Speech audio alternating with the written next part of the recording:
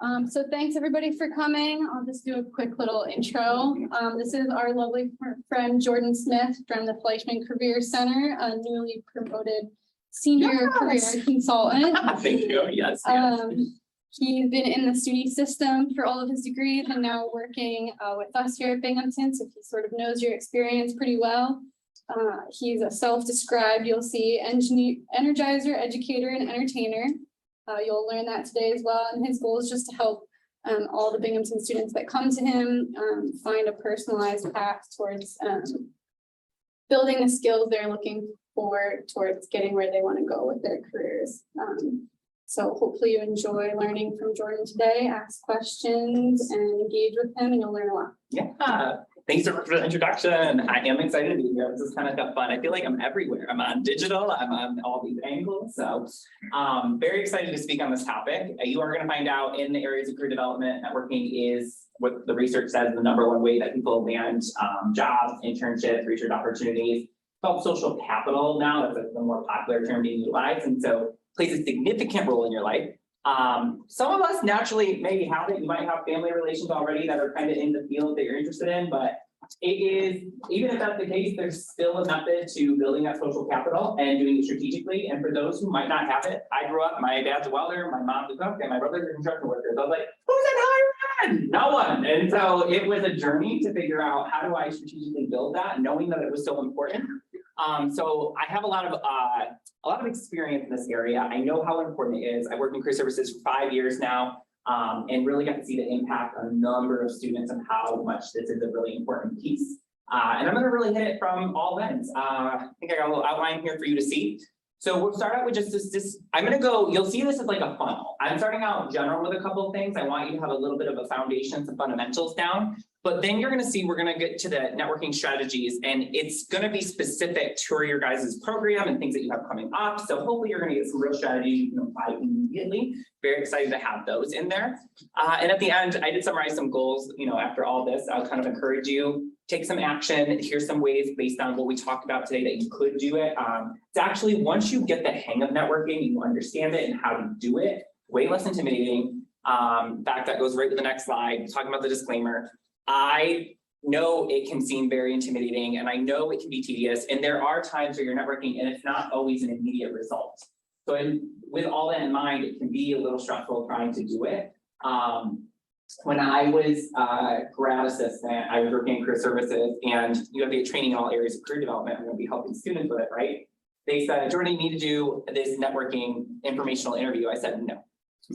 I said, and I'm an extrovert, I love talking to people, but the idea of like specifically talking with someone who had a lot of influence potentially over my professionalism, my career path, made me very nervous. I didn't know how that worked. I've never done it intentionally. And I just laughed because I said, I'm not doing it. And I did everything else, and I just kept making my supervisor laugh and also probably a little frustrated. She's like, Jordan, this is part of your job. I'm like, I can't do it.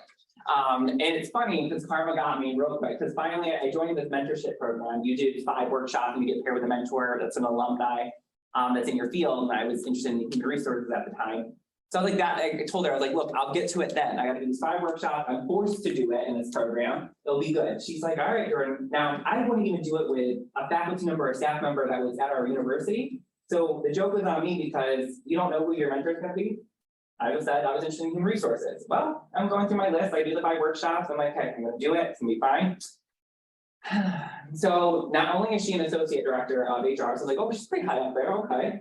She was an associate director at Harvard University. So I couldn't even do it with people I know. And now I got to talk to this woman who had like such a big name to her. And so I just thought that was like the biggest joke. And then it was way less scary, intimidating. All the things that I had in my head of what this was going to be like was nothing like that. And so I've done a lot of informational interviews, a lot of networking, and she was my mentor at Harvard. So she set me up with like 10 other people. Like, I remember telling her, I was like, I'm scared to network with you. Why are you setting me up with all these people? Like, it's so scary.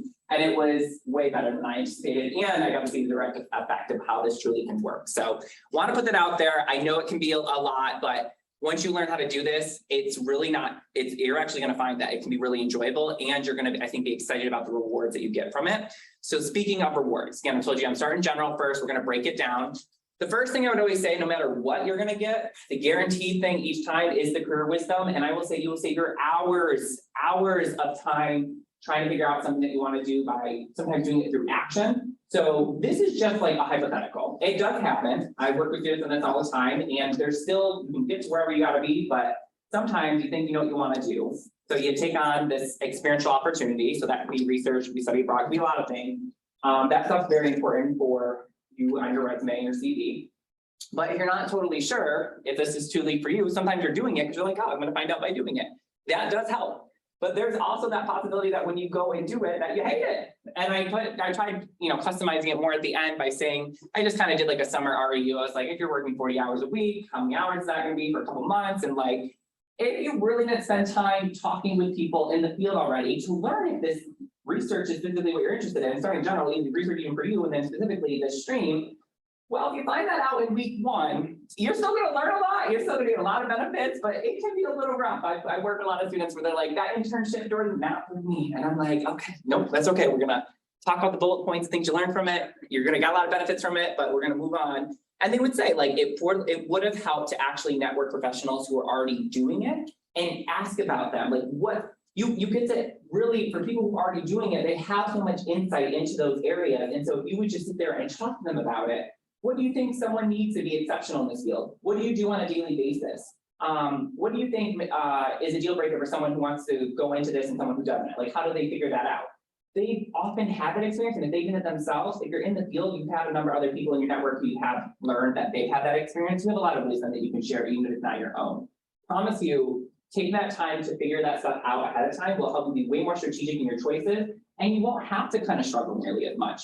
I tell you, I saved myself a lot of time by informational interviewing people. I thought I wanted to go into human resources, and then I thought I wanted to be a recruiter. And human resources, I will make and they're great, all of them are great fields, but I thought it was just like, I was gonna help employees, I help with get jobs, and all of them have that commonality. But in human resources, a lot of behind the scenes work, a lot of administrative. If you haven't figured it out, I'm not much of a behind the scenes kind of person, right? I am definitely a scene kind of person. And so that was not going to be energizing for me. That would be so exhausting if I just had to do a lot of administrative work, even if it was really impactful, which it is, it's great work, just not for me. And the visual that I had from all the research did not compute to the reality that I had thought it was going to be. And I informational interviewed 6 HR representatives, and the message was very clear across. And one of them, they also will kind of give you good guidance that you build that relationship. Like, Jordan, can I suggest another thing? And I was like, oh, tell me. And I actually learned about another field that I was really interested in as well. It truly did help me save a lot of that struggle. Even recruitment, I thought that was going to be, well, get people jobs. There is a part of sales and negotiation have to do with recruitment, and that is just not, that's not an area I feel as comfortable with. So again, I really thought I would have figured it out. I just may have had to be in it for several weeks, if not months, kind of doing, not only not liking it, but then having to job search or something like that on top of it. So you really do emotionally wise. I always say there's 2 kinds of wealth, physical wealth and mental wealth. The mental wealth you can save here by finding out through the people who are already doing it, whether or not this is truly a part of a path that you might resonate with, and save you just so much time and energy. Okay. Then let's talk about how it enhances your candidacy. So these individuals, the ones if you are strategic in choosing the people who are already in your field, they have a really strong understanding of what you need to do well in this, what skills you need to have, what interview questions are typically asked, like what they do suggest for opportunities that you could do. They know about unique programs. That's super huge. So I put on here like, yeah, even learning, if you started to network with faculty, you'll find out really everyone is going to be part of your network. And so when you're talking with them about your own research interests, for instance, they might not be the ones who specifically doing that one, but they know the other faculty members who are. And they know when it's coming up, and so they could share that with you, or share about even another conference that they went to that topic was shared about, and they might suggest a professor, a faculty member to reach out to because they saw at a conference they spoke on that topic, and that would be a great person based on your interest. So there's so much valuable insight that they have that you could be tapping into. You also learn about different job boards, things like that, that could really help. And then I will say getting a referral. This is probably the most potent piece of any kind of networking when it comes to like job searches and whatnot. You got to think of an employer from a risk management standpoint. The reason why referrals work so well is because if a company's trying to hire someone, it is very expensive to lose someone. It is very expensive, and a search committee is very tedious, I will tell you that. And so they want to look at it, it's like we really want to try our best to actually get a candidate who's going to stay and really connects not only to the role, but the brand of the company. Okay, so one of the best ways you get that access is going to be if you have someone internal say, hey, look, I know our brand. It's my name on the line.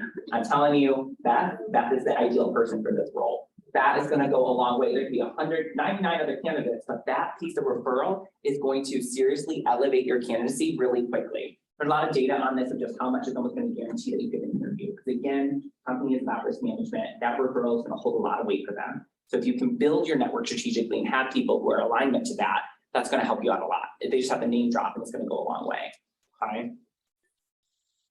And last couple things on general, and then we're going to dive into the more of the strategic things. But here's just another post where you're going to see this data all the time. It's called the hidden job market. It was something I learned about in grad school, and you can Google it. You'll see it come up over and over again. The idea that really these jobs that you might want are not necessarily posted on these common job boards. They're first going to start with networking and referrals because it's going to save them a lot of time, and they're going to get the best candidate. If someone who knows their brand is suggesting someone, they're going to have a lot of faith in that, and that's going to save them a long tedious hunting process of finding a candidate and all that kind of stuff. So you're not even seeing all the jobs that are out there if you're just relying on these external job boards. And we just read this book recently, Design Your Life. It's like one of the future forecasts of career services, and he's arguing that 20% of all jobs available are posted on, or only 20%. So 80% are in the hidden job market, and that 80% number has been consistent across many different studies. So you got to tap into that through networking. Okay. Last little thing on some myths. I do like to point this out because I think, again, it's a term that can be daunting. It can be misunderstood. So the first thing, what is networking? Using people to get jobs. The quote you most can remember is you're aiming to get the person's story. That's what's going to allow a genuine connection to be built. And no matter what, getting that story is truly going to help you gain a lot of wisdom and knowledge specifically that's going to give you new insight that you did not have before. You really think about that when someone's open with you about their journey. You don't have to go on that journey now, like if you don't want to. They just shared the wisdom that they put hours in figuring out themselves and how you got that. I think we forget how potent that stuff can actually be sometimes. And so if you think of it that way, you'll be much more intentional, more genuine during the conversation because you're not supposed to go in there and be like, hey, I hear you're a big league in our field. Can you give me a job? And hey, can you give me a research opportunity? That's not the intention there. If you ask about their own, like, how did you get involved? What really worked for you when you were an undergrad? What would you suggest to someone who's aspiring to work in this field? That kind of stuff is what's going to generate that. And then who's considered to be part of your network? You heard me talk about this a little earlier.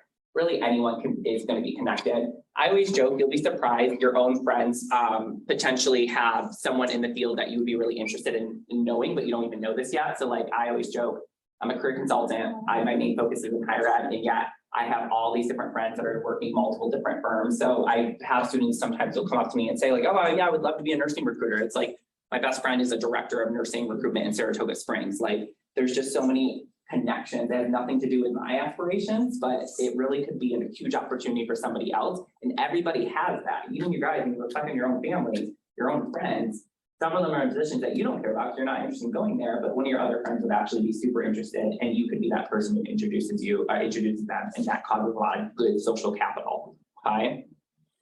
So this is the first thing. I'm going to pass these out. I forgot to do this. And this is even for those who are on Zoom, this is going to be, we're not going to do the worksheet, the whole thing. All I want you to do right now, you can see, is you're going to write down 3 faculty members that you know. And so this is going to lead into the activities that we're going to start doing as we keep going into the slides. But the sheet I'm going to pass out, it does have, it's called like, what is it, 30 contacts in 3 minutes, because you'll see the different categories of friendship or different categories of connection that are out there. And you'll be surprised who you might know and how many people you already have part of your network. So we're going to split these up. There's one more to pass out the end, so I can start with that one. So you'll see there's like a faculty, any teachers, professors, and advisors. Go to that one first and just think of 3 people. This will help you be intentional about going forward. Same thing on Zoom call, think of 3 faculty or advisors that you are already in your network, that you, even if they're not totally close yet, they're connections you could work on developing even more. And then keep this worksheet to fill out in the future.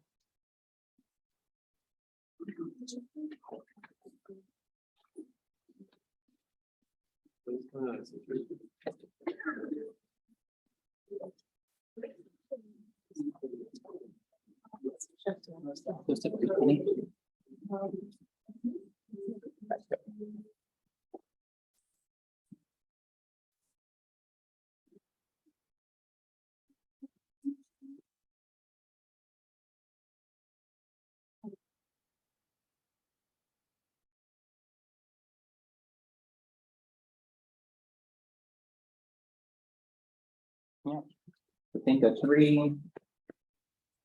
You can't remember if you don't know anyone, think of what department you want to get to know more, just get some intentionality in relation to what your career insights are right now. Who could you start to, or what area could you start to invest in relationship building on that's going to have an impact?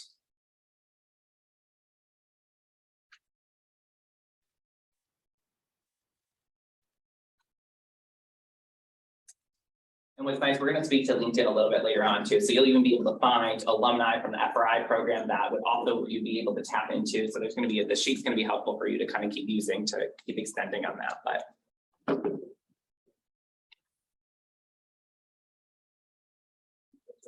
few minutes. Almost done.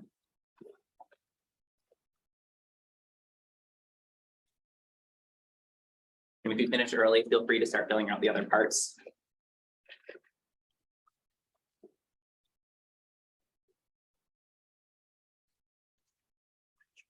Give it one more minute.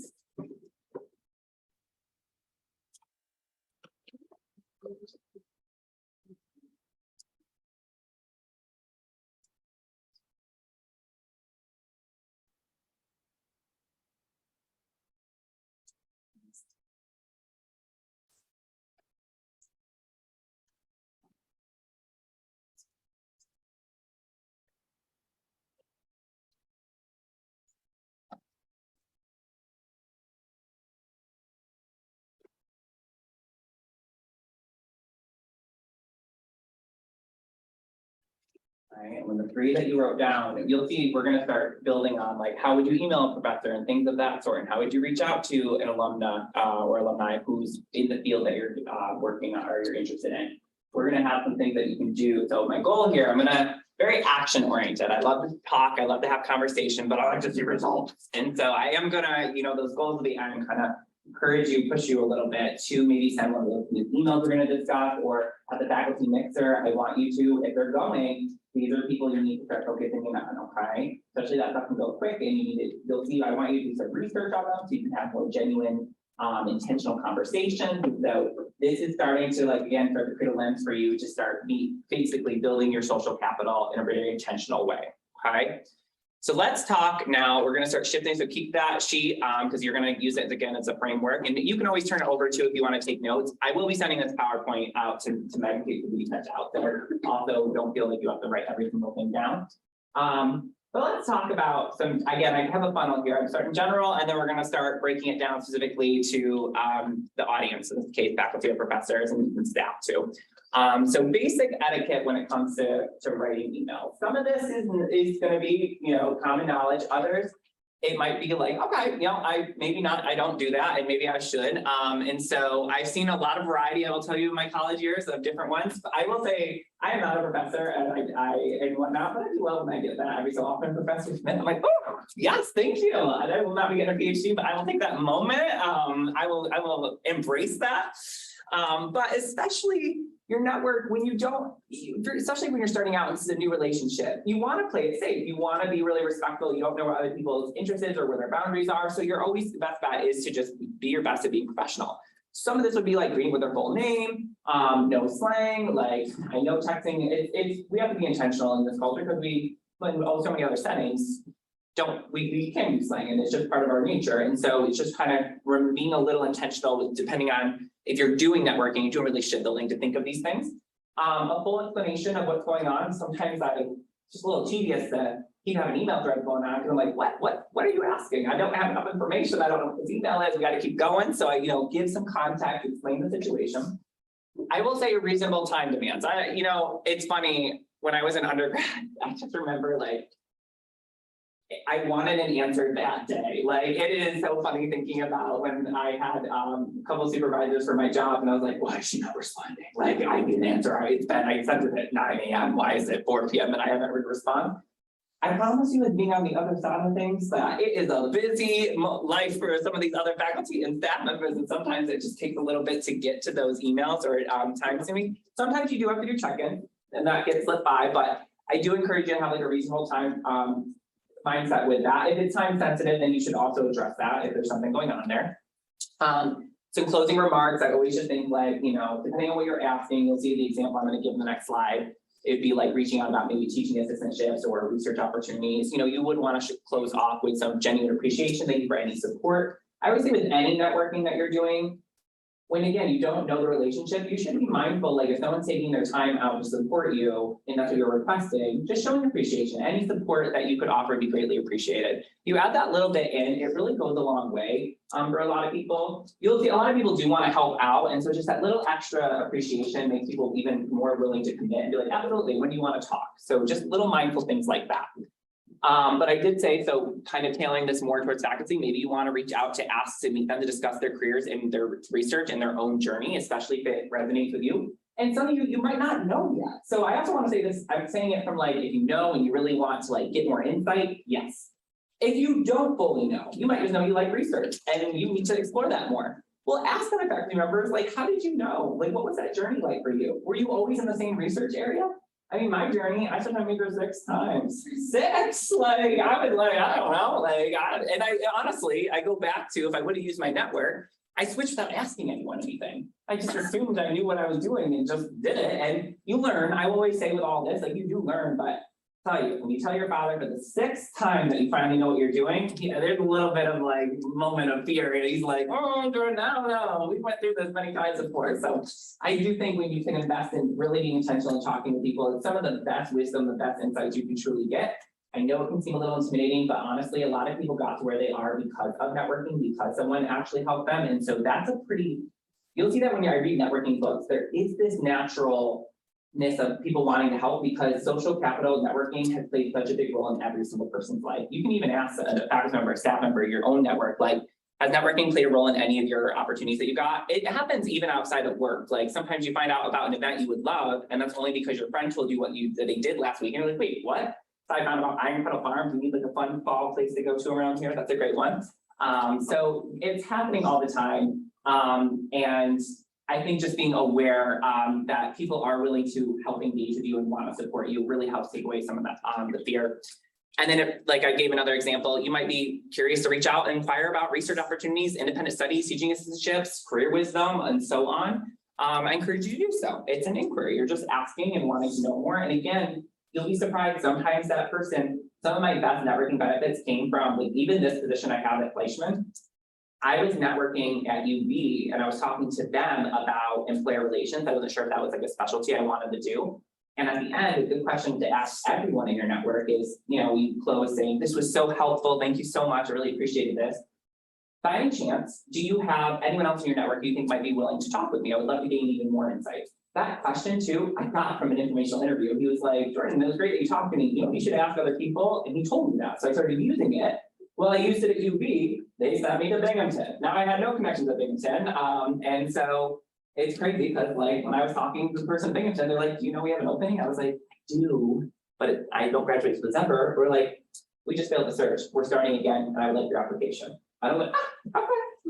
I wasn't even gonna apply. So you start to learn like I wouldn't even apply and I would have missed out on this opportunity if I hadn't even had that networking. And I didn't start here. I was at UB. So it's just crazy to see how much it really can all connect. Okay. So here's just a sample. I'm going to give you, next slide is going to be a sample of reaching out to a professor. I'm just giving you some context of what this could potentially look like. You don't have to copy this at all by means, but you're going to see some of the things with basic idea of like what this could look like. Okay. And so let's see. You know, dear Professor Blank, I hope you're doing well. I have really enjoyed taking both of your, like, let's say there's a couple classes and took an interest in blank. I am part of the first year research immersion program, and I have been working on what is your research and what have you been doing? Which not only solidified my interest in the field, but has given me a lot of useful research skills. I know this, maybe a little spell on the slide. I know this is one of your areas of expertise, and I have enjoyed reading your publications on . I wanted to reach out to one, see if I could talk with you during your office hours to learn more about how you got involved with this work and how you knew you wanted to get a PhD in it. Also, I'm not sure if you have any upcoming research or teaching assistant opportunities, but if so, I would love a chance to talk with you more about that. I am interested in getting to do more in this field of study and would be grateful for opportunities like those to develop my skills. I've attached my resume just as a reference. I look forward to hearing from you. Something like that goes a long way. It really does. And I've actually talked to some faculty and they're sometimes, not all, but they're like, sometimes they're like, Jordan, my office hours are not being used. I'm here for the students. I'm here to engage with them. I have all this knowledge, but no one's coming. And you'll come sometimes for assignments, but I think sometimes it's not as natural to think of these other things that you could be inquiring about and looking to build a connection with. Right? So I encourage you to step out of the comfort zone. Again, you'll get emailed this, so again, don't have to use it exactly word, especially depending on your intention. Could be an email, could also just go to office hours and ask to talk about this, but want you to start getting in that mindset.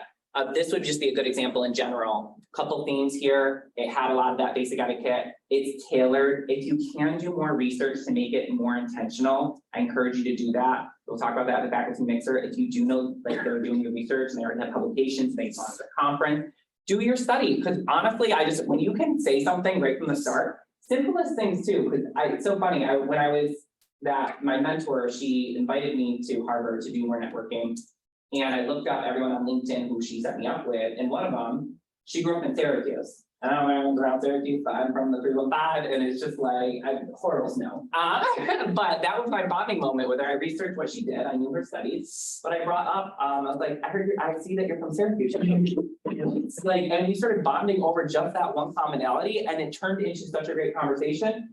It's crazy, because that little bit, that was one of my first networking experiences outside of my mentor. And when I left Harvard from that couple of days that my mentor hosted me, she sent me a screenshot of the email that was from that individual saying, if Jordan needs a job here, let me know.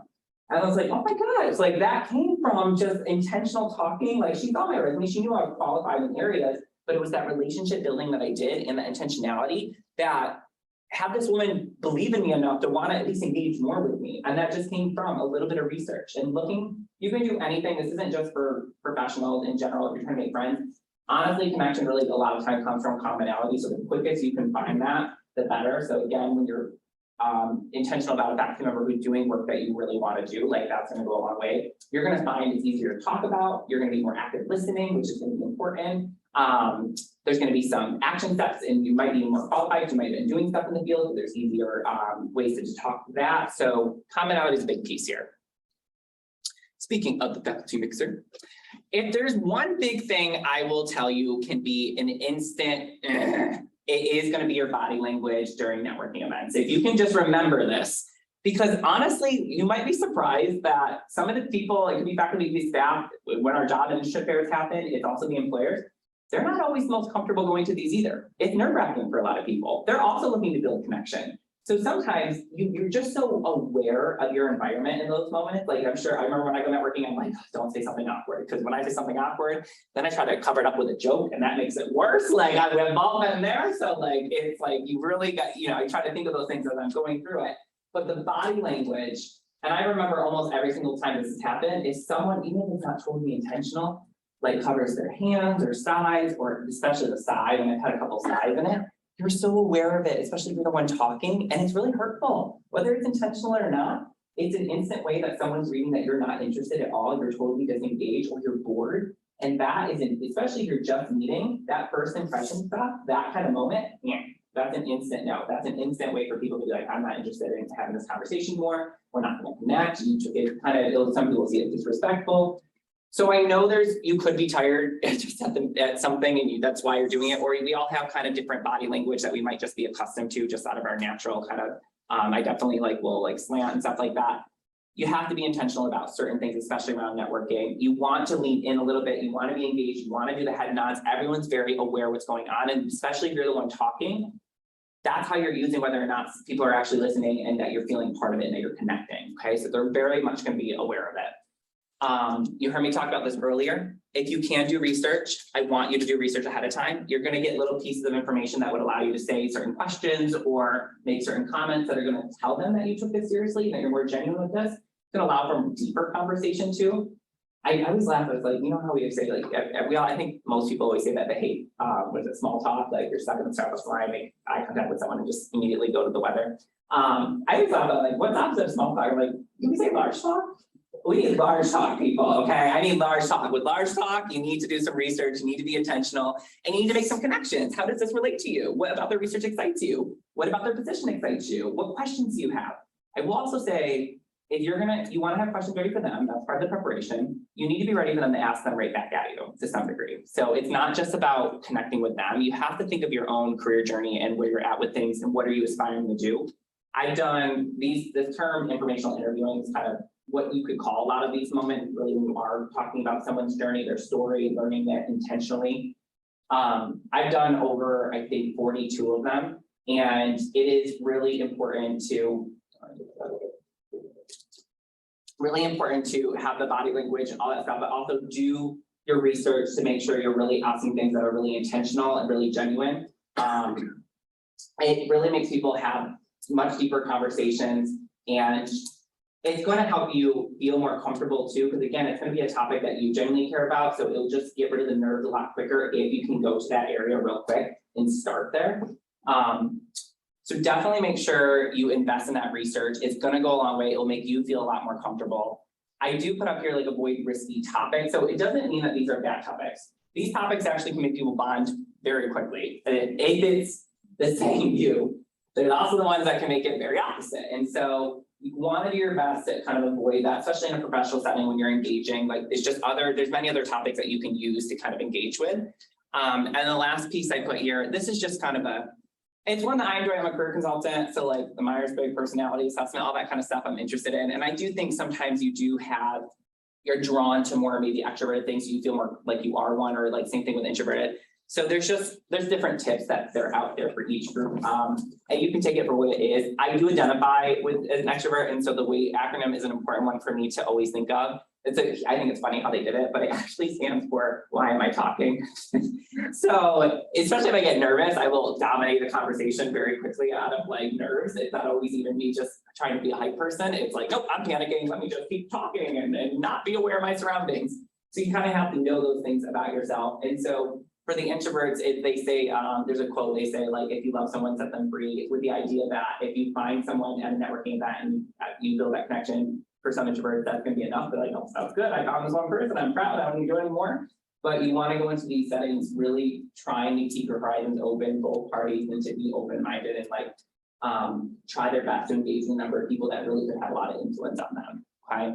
So you can take it for what it is. I do think of the extroverted one quite often with that, and it does help guide me in certain things. So if you have quirks about yourself, it's okay to be aware. You want to be aware of those and think of just strategies around it. We all have nervous kind of reactions, and networking can be nerve-wracking until you get a little bit more comfortable. You do the preparation, it will be a lot less, but it can still be a little nerve-wracking.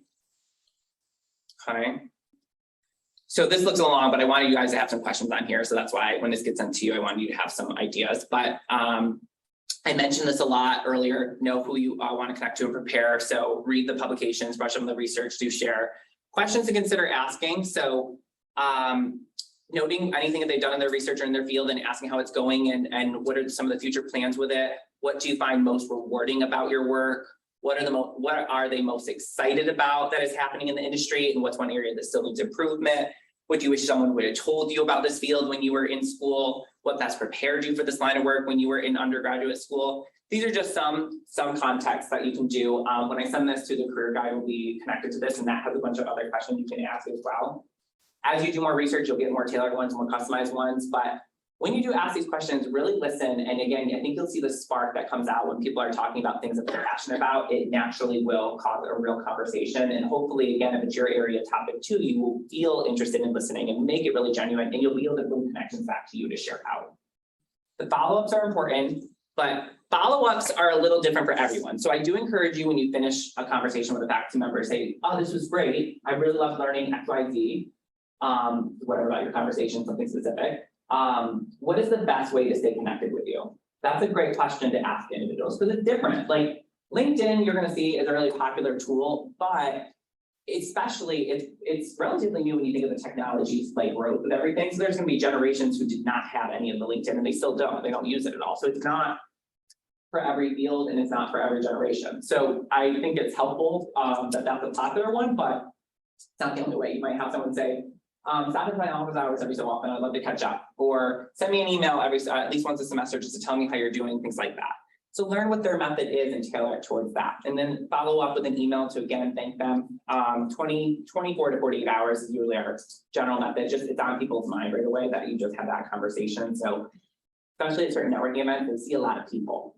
So it's helpful when people actually add a note and give some context right away so you can keep it fresh of like who that was and the interaction was going like.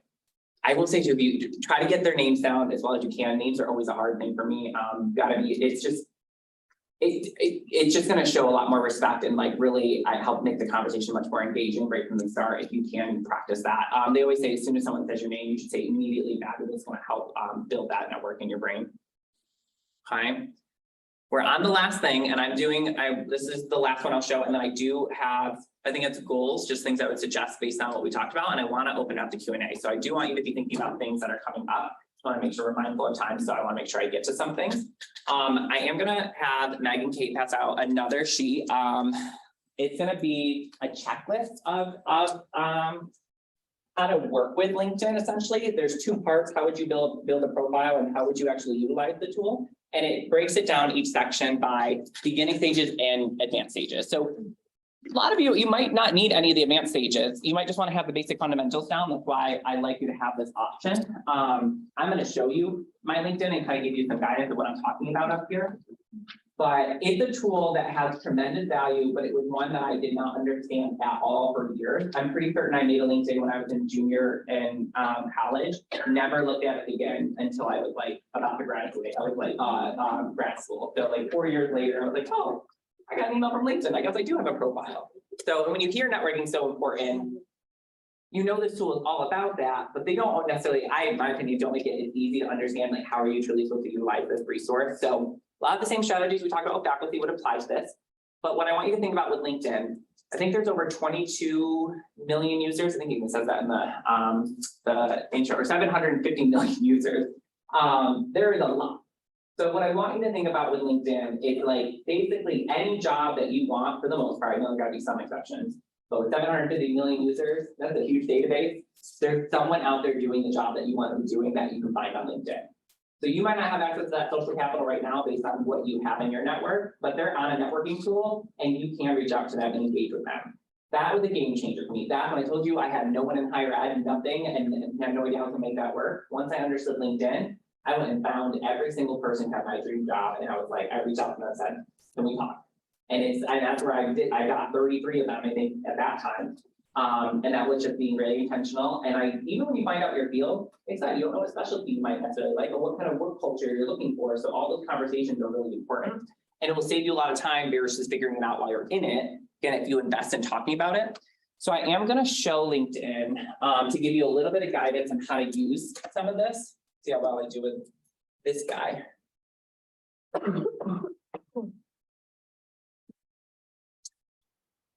So one of the things I want to speak to is I'm going to start general and work my way down. So if you know just in general that you want to do something in research, I'm just going to go with research assistant right now. Again, I'm going to do a funnel so you can see some multi-purpose use that you can do. We'll get really specific down into FRI.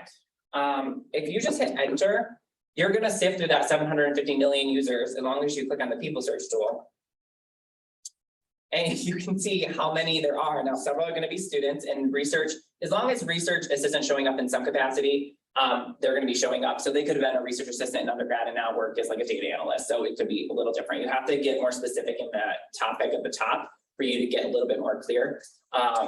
And so really you get to sift through this data bank and start finding the people who have the most influence on your career. And what's nice is you can do, when you build your LinkedIn and you actually have connections on there, you can leverage those connections to help you build or introduce you to these connections that you don't already have. So what I would do is, you put in the keywords of the titles that you'd be really interested in, see how many come up like we just did, and you go to connections and you hit second. This means someone who's already connected with me is going to know one of these research assistants. So I click that. And I have 42,000. And you can see where I can see it too. So like, I don't know, like Emma, but I can see that she knows Catherine. And so that's the way for each one of these. As you scroll down, you'll see there's always going to show you who your connection is right down here. And that's going to be a way for you to leverage this. Like I know Mike, I could just ask Mike and be like, hey, how do you know, what is it? Arno, how do you know Arno? I would love, he's doing a position I would really love to get to know more about. I actually have a company, it's like my dream company. Do you think you might be willing to reach out to him and to see if he'd be willing to introduce me or to be willing to talk to me for 20 minutes just to learn about his position?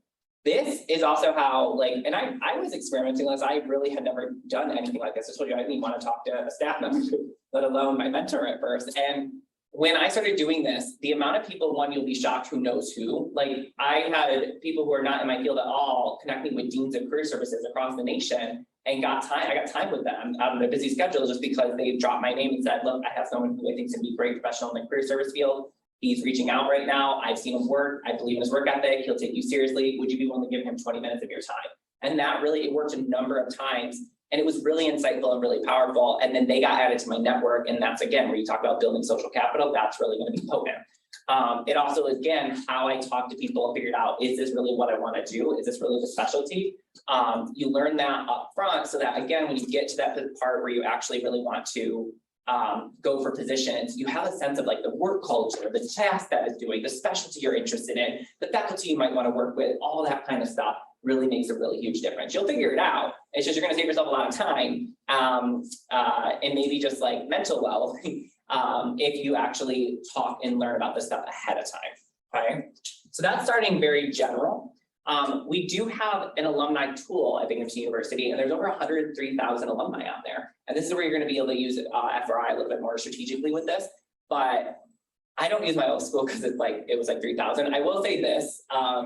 As I was figuring this out, I never once thought to use an alumni. It didn't make, I don't know why, but maybe it's because I'm from a smaller school and we didn't have that big of a database. But I just say this for context. I reached out to 33 people who I did not were not from my school, and some of them were introductions, yes, but others, no idea who I am. They just know they read my profile and they see I'm interested in career services, and they all said yes. With the bias that I do feel like if anyone's supposed to say yes, it's career service professional. So I will say that. You know, I feel like if they don't, they're gonna, then it's not good. But I want to show you how to get to that alumni tool, because that one's you just type in Binghamton University. You'll see the school label that comes up in that thumbnail. Click on this. And then it's alumni. Lots of different ways that you can filter. The thing that's not perfect. It's still going to work really well, but every time you type a keyword in, just one keyword has to be in the profile for someone to show up. So if I'm going to type in first year research immersion, and so like research, if that shows up, they don't necessarily in FRI. If you look at their profile, sometimes they did research, but you'll see a lot more commonality. So first year. Oops.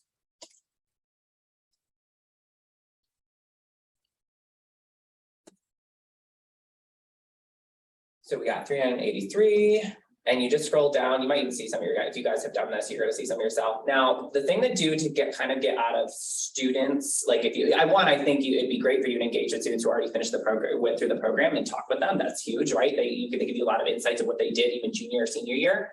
But if you sometimes want to get out of the students, you have to change the location, because that's just going to be an easier way to do it. So sometimes you click that, and then you might see more of like, she's getting her PhD in pharmacology. And so you can also see the shared connections again. So Kate, there you are, yeah, Dr. Lake. So that's lots of great ways to connect here. You can see what different people have gone on to do. And even if you don't necessarily connect right away, you can click on their profile and just go on to see what did they do at Binghamton University.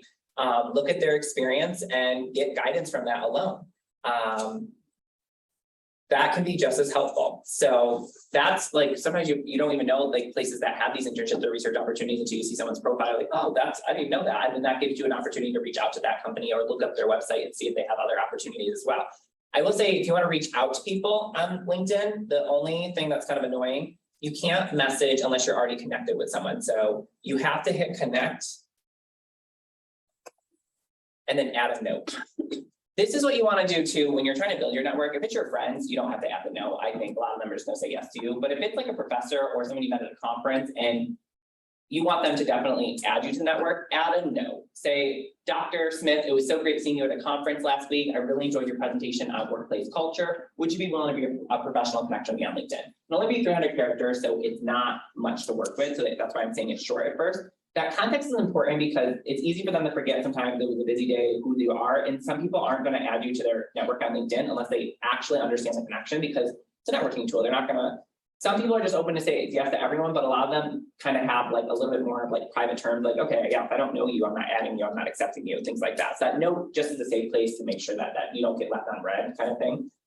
So check that out, add some context, and then what would happen, I write this note, send it to Melissa, and then she'll get notified, and then she can accept, and then we can message back and forth.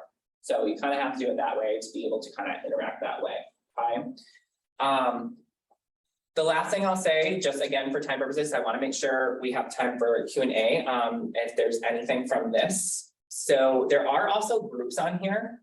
These are even other really great ways to network, because it's like LinkedIn's a networking tool, but then groups are even another step beyond that. So I'm going to say general for right now. I'm just going to hit research. We do have an FRI group. Oh, perfect. Okay, so excellent. So that's already, you don't even need to really use the alumni tool then. You want to engage with that FRI group. And when you're in a group with each other, you can message without even having to be connected with each other. That's kind of one exception around everything I'm telling you LinkedIn, the free version. And I encourage you, you can do a lot with free, but you kind of have to just know sometimes switch around. But that's a huge group you want to tap into. And I encourage you to do it. Even, I will say, you're not alone with this. You'll see this in the goals I said. It's not always easy to push yourself to do these kind of things. That's what I would ask for either your mentors or your staff or even the Fleishman Center. Like, just come in, we'll do it together. I'll give you a push, like we'll get that going. If you're not sure what to write, or especially your first couple of times, it might be nerve-wracking and awkward. So you're like Jordan, I don't want to, can you just read this to make sure I'm not doing something that's wrong? I don't want to, screw up anything professionally. Yes, we will do that with you, and we'll go through it and get that sent. And honestly, once you get a couple in, you're going to feel that confidence, and it goes a long way.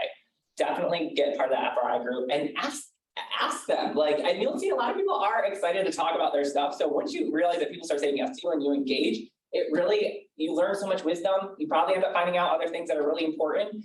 And usually, not all the time, so I mean, sometimes the benefits aren't right there. But so many of my informational interviews ended up turning into, Jordan, can I have your resume? I would love to send it to someone who has an opening. So that is good to know more down the road that value can come up like that. That's exactly what happened here at Binghamton. She asked my resume at the end, I got sent right over to the search committee. So there's lots of leverage that can happen when you're being genuine about the networking strategies. But outside of I just typed in the keyword research, you just go over to groups. And right now it's just so vague, so there's gonna be a ton. I always just encourage you to check out how many members are in it. Some of them have 2, so it's not gonna be useful. But clinical research professionals, read what the rules are. It's not a big deal, but sometimes they're really specific. They'll say if you're not already a research professional, you can't join. Depending on the admin person, they might hold you accountable to that. Okay. But that's kind of a tidbit. The worksheet that you got is really going to guide you. And so will the career guides. I don't want you to worry if you are kind of lost with LinkedIn at first. There's lots of guidance on that. But to summarize, before I open up the Q&A to respect time, I do encourage you to try to do some of these. You can customize them however you would like. And this is, you don't just have to limit yourself to this, but I am big on action. I think it's going to create big lifts with get the results going and start getting things flowing. So maybe goal number 1, identify professors in your area of interest and prepare to engage with them at the faculty mixer and or through a direct email. So if they are coming to the mixer, start doing that research, figure out who you want to engage with. You might want to engage with all of them because you don't know who knows who and what's going on. But especially ones that might have a real influence in things you want to work in their lab, or you would love to know about their PhD program, then start doing that research. You can be really genuine and intentional. Goal number 2, write down the questions you plan to ask at the faculty mixer and be prepared to articulate your own experiences and passions. So that's just a reminder. They turned it on me all the time by info interviews. You're asking them. I never thought that at first. Oh, just make it all about them. That was a lot of the guidance. But if they get interested in you because you're showing genuine passion, they're going to ask you, so what got you into the field? What about biofilms do you love? And you'll need to be able to articulate that and have some sense of how to say that and keep that conversation going. And lastly, either through connecting with faculty or using LinkedIn features, and invite 2 to 3 students or professionals doing work in your field and reach out to them to connect. So again, you'll see the support thing. You don't have to do that on your own, especially the first time if you need that extra push. That's what we can do. We'll literally write the message together in the actual appointment or walk-in and get you going with that. And then I love to hear how they go.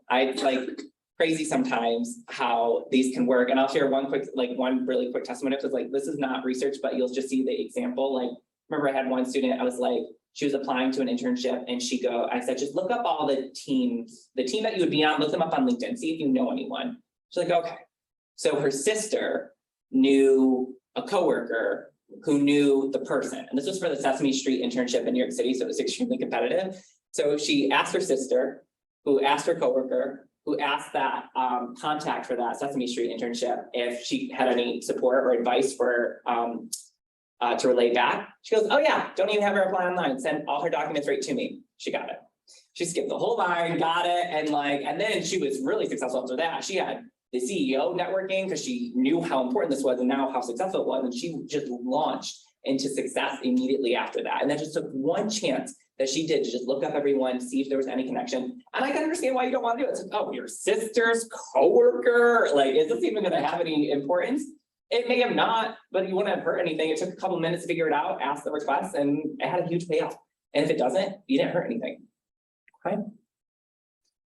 So that being said, thank you. I know I had to kind of go in and I wanted to respect times. I know we're getting close, but regardless, thank you so much. If there's no questions, I'll open it up for that if there are any, but thank you guys for listening. And there's a bit of well, so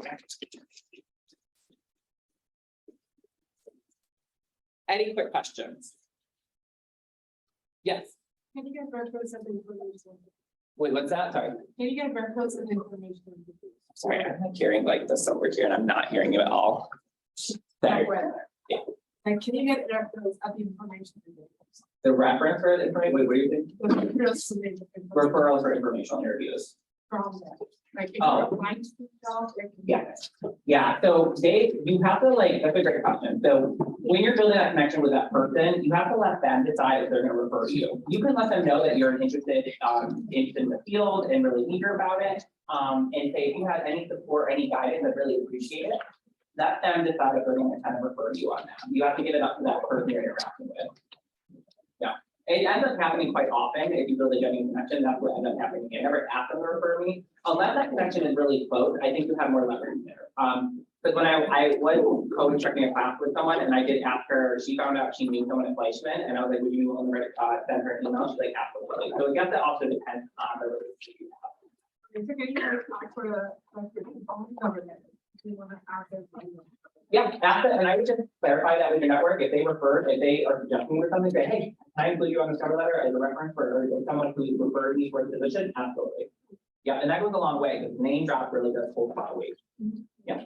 I'll go you first. So if I'm looking into doing an internship or doing research in an area where I really don't know any professors yet, what would you suggest is the best way for me to kind of push into that? Would you suggest like sending an email directly to the person who I was thinking about researching, or talking to a professor who I think might be able to find someone? I would do both.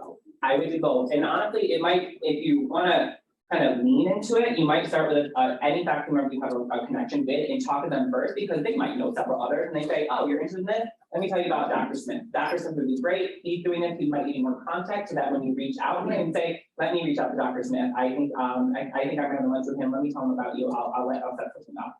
You could lean into it that way. But I did so many direct things where I had no relation at all. I just was like, I want to know, like HR, I had no HR experience. I was like, I just need to know how this works.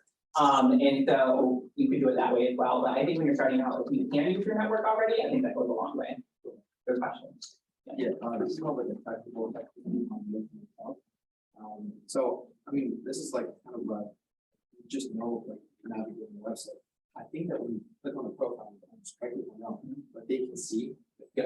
Okay. You can change your privacy to be anonymous or to be, it's like levels. You can either be anonymous or that you would say that you're from Binghamton University, or you have it completely open. So they get you. Would they see it as like a bad thing? Like if they saw like, oh, okay, such and such was viewing my profile. Like, Yeah, I think everyone has a curiosity. Do I think it's a bad thing? No, I think sometimes we're just like, why are they looking? I mean, I think I changed my privacy because I grab like that person's profile, I grab show profiles all the time. So I was like, I didn't want them to think I'm creeping too much, and I turned mine off. But I think people might have a little bit of curiosity, but nothing that would actually cause it to be like negative kind of bias. Good question though. Would you recommend doing like pre-med for professors, or is that just like a no?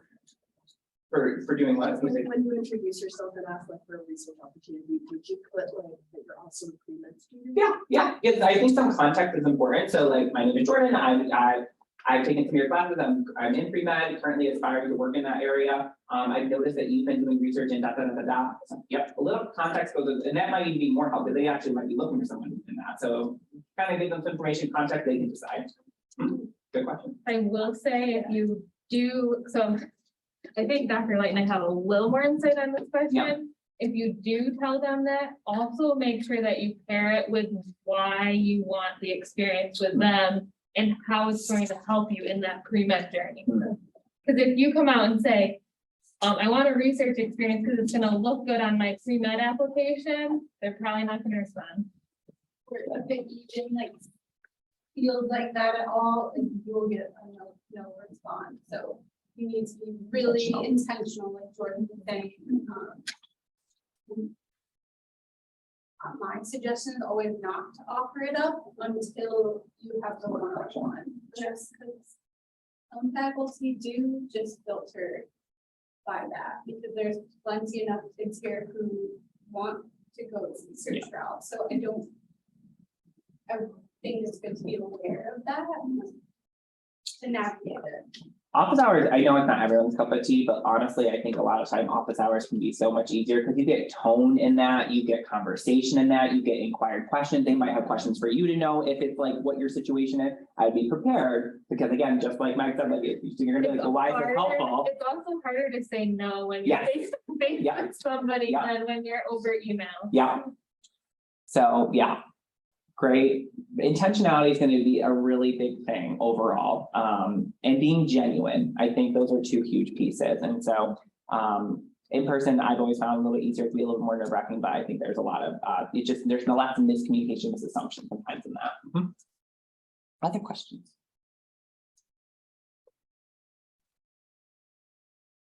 Just know you have support. So, and it's not, I mean, I did networking today, and thank you everyone virtually.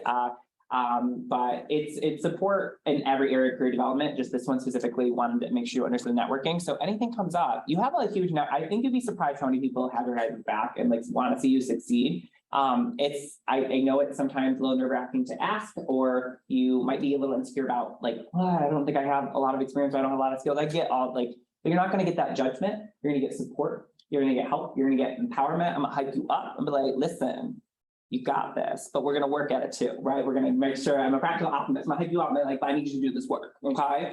So we got your back, you got your support. Really, it's one of the more intimidating topics, but it's the one that has the most impact on career development overall from what we've seen in most of our, just anecdotally, but also in all the research that we see. It has a huge impact. So you're not alone in this, definitely invest in it. If you need support, we got you.